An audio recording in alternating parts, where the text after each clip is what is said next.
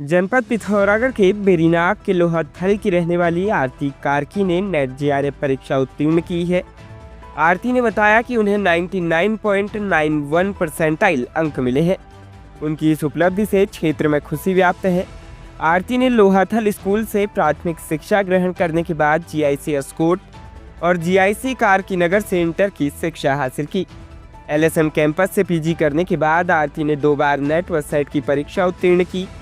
वर्तमान में वह पीएचडी कर रही है। उन्होंने अपनी सफलता का श्रेय पिता प्रताप सिंह कार्की, माता शांति देवी, गुरुजन doctor Pushpa Pant, doctor Ritika Bishnoi, doctor Tanuja Pokhariya को दिया है।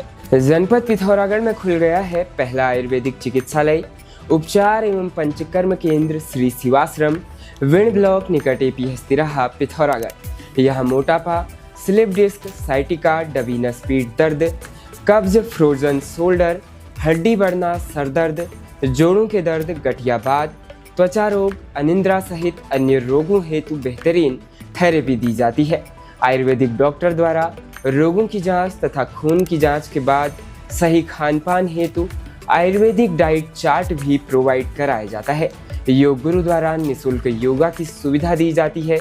श्री शिवाश्रम केंद्र में सभी प्रकार की आयुर्वेदिक दवाइयाँ भी उपलब्ध है। आज ही नीचे दिए गए नंबरों पर संपर्क करें।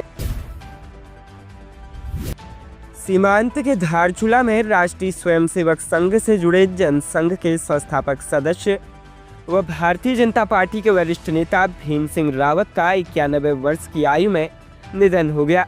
बीते रोज उन्होंने अंतिम सांस ली। रविवार को काली नदी के तट पर उनका अंतिम संस्कार हुआ।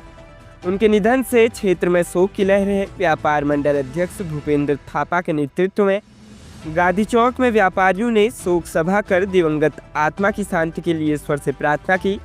इधर पार्टी कार्यकर्ताओं ने भी लोक निर्माण विभाग विश्राम गृह में शोक सभा कर रावत को श्रद्धांजलि दी।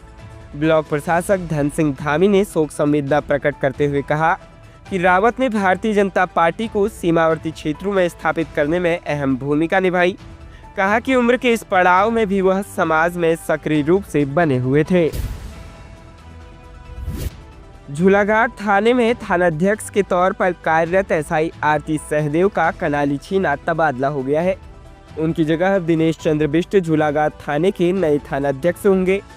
रविवार को बिष्ट ने कार्यभार संभाला। इस दौरान व्यापारी आलोक शर्मा के नेतृत्व में व्यापारियों और युवाओं ने नवनियुक्त थानाध्यक्ष बिष्ट का पुष्पगुच्छ देकर स्वागत किया। यहाँ सचिन धारियाल, पंकज धारियाल, त्रिभुवन धारियाल सहित अन्य लोग मौजूद रहे। पिथौरागढ़ नगर के अपटेक क्षेत्र में आगामी 4 मार्च को बिजली कटौती होगी।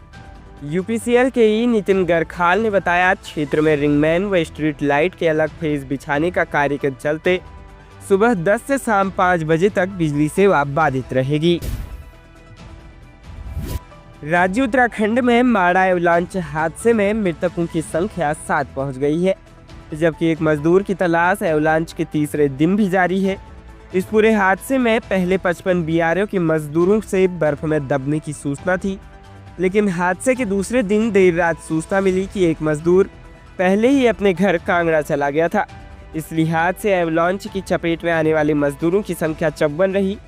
चमोली के माड़ा में 28 फरवरी की सुबह एवलांच आने से 54 मजदूर बर्फ के नीचे दब गए थे। एवलांच की सूचना शासन प्रशासन तक पहुंचते पहुंचते सुबह के 10 बज गए।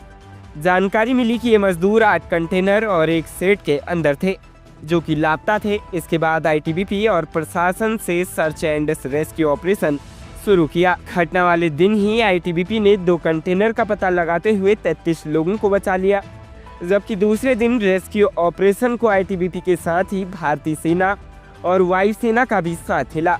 इस दौरान रेस्क्यू ऑपरेशन कर रहे जवानों को 3 और कंटेनर मिले, जिसके शाम तक रेस्क्यू हुए मजदूरों की संख्या 50 पहुंची।